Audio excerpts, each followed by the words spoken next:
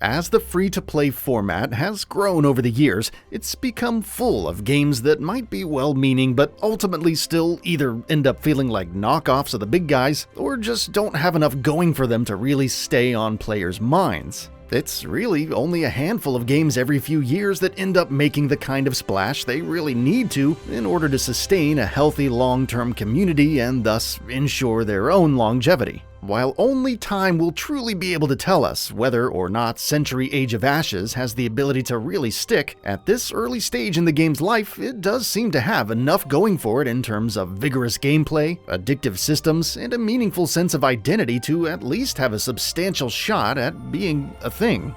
At first, it seems that what you really have with Century Age of Ashes is a traditional aerial dogfighting game that just plops dragons and a fantasy setting into the slots where you would normally see fighter jets and modern war zones. And while that might still ring true after getting to know it better, it does quickly become apparent that developer Playwing has gone out of their way in a number of key areas to really make it feel like more than that. Age of Ashes wastes little time before getting you into the action. After a brief but necessary tutorial, you then start down a road of different modes becoming available to you as you level up and progress. And the process is paced out quite well, as I found new interesting elements of the game making themselves known right about when I was naturally starting to look for them. The 3v3 Rookie mode is first up, and it offers a simpler version of the 6v6 Carnage mode to get your feet wet. Mastering the ins and outs of the game's 3 classes is paramount, so you might as well get that done first. The healing and elusive Wind Guards, stealthy yet powerful Phantoms, and the well-rounded Assault Marauder class all feel like meaningful additions that complement each other well without falling too far into the familiar class tropes that so many free-to-play multiplayer game characters do. Getting to know all of their passive abilities, active attacks, and unique rage powers is quite the thrill, as none of them made me feel like I wanted to go back to some comfort zone. That said, I did find the cloaking abilities mixed with the high damage attacks of the Phantom perhaps made it a tad OP, but not by so much that a well-balanced opposing team couldn't still give me plenty of trouble, and that's a good sign that the game has been through a lot of testing and adjustments. Overall, I'd say each of the 3 classes are well-balanced and leave little room for further tweaking. This makes me all the more curious about what the mysterious future 4th class that the game's main screen hints at might bring to the table. Much like the classes, I'd say the 3 primary game modes are also a nice mix of ideas. The 6v6 Carnage mode, which is essentially a basic deathmatch, might feel like the main pillar of them all to some, but I think I enjoyed Spoils of War most. In this mode, players are scrambling to acquire gold from NPC dragons as well as opposing players and bank it in their nest. Protecting the nest while making sure more gold is being brought in to maintain your lead is a fun back and forth that can flip the dynamics of any match on a dime. On top of that, there's Gates of Fire, which ultimately functions as a slight spin on Capture the Flag. Here you can fly through multiple gates while holding the flag to keep racking up the score for your team, but of course, the more you do that, the more of a target you become. The matches here can turn around quickly as well if either team slips up too badly. Having helpful items like armor and stamina boosts scattered around the maps also help keep things interesting.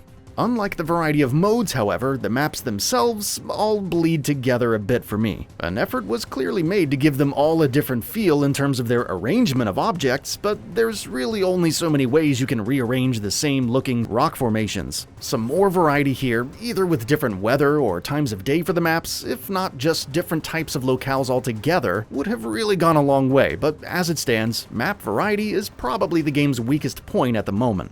Thankfully, the game doesn't just leave you hanging when it comes to different metrics to build on and things to work toward. Customizations for your rider and your dragon are just interesting enough to be worth tinkering with, although I never came across any one piece of clothing or armor that really made me feel like I had a particularly unique look. However, I did get a nice sense of progression and meaning out of acquiring dragon eggs, hatching them, and accomplishing various growth steps so they would grow into an adult that I could actually ride into battle. The growth steps themselves are little more than generic tasks to accomplish in matches, usually along the lines of killing X number of enemies in Y fashion, and they don't really make a lot of sense in the context of raising a baby dragon into an adult. But they do give you something to work toward that isn't just different colored helmets and saddles. Hopefully, the variety of dragon types can continue to be iterated upon because I think this is where most of the potential for expressing yourself seems to lie. It's also important to note that the game's many available in-game purchases, including other dragons, are cosmetic only. Given that games with 360 degrees of movement can so easily slip into complete disarray, the moment-to-moment gameplay of Century Age of Ashes is where they really needed to get it right, and it seems like Playwing was very aware of that. The game is smooth and responsive, all while keeping the feeling of controlling a giant flying monster at the forefront of the experience. Being able to brake in midair to slow down and take sharper turns is great all around, as is the ability to utilize a soft, locked, close-range fire-breathing attack that ensures you have options at all times in battle. The locking on for ranged weapons is similarly soft and feels just right to me in terms of giving me the right-sized window to land shots on enemies while evading theirs. That's not to say I don't think there are some spots where the gameplay could further be improved though. Smoothing over some of the collision detections of various surfaces, especially in tight corridors and tunnels, could be a tad more liberal, as these areas can become a mess if not navigated 100% perfectly. And I also would have appreciated less of my screen covered up by the dragon's more flamboyant animations, especially when suddenly changing direction as I'm trying to evade enemy fire. As much as I like how the dragons look, I still think seeing as much of the battlefield as possible is more important. The epic music that accompanies the menu screens as well as the final moments of battle really sell the overall tone of the game. The soundtrack falls short of the fantasy movies and TV shows it seems inspired by, but not by much. More importantly though, it fits the game's visuals and action about as well as you could expect. Century Age of Ashes is a game that has the benefit of taking off of some great gameplay ideas from other genres, yet also manages to use enough of its own twists to feel like its own thing and carve out its own lane. This is a rarity in the free-to-play world. It also has several layers of extra effort put into its gorgeous graphics, tight gameplay, and fun progression that greatly enhance the overall experience. The lack of variety in a couple key areas and some mildly annoying sections of the maps do hold it back some, but not nearly enough to keep it from being a game that you should absolutely try.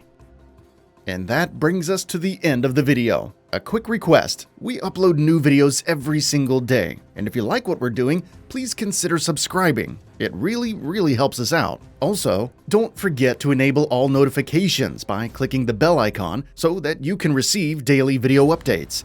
Thanks for watching.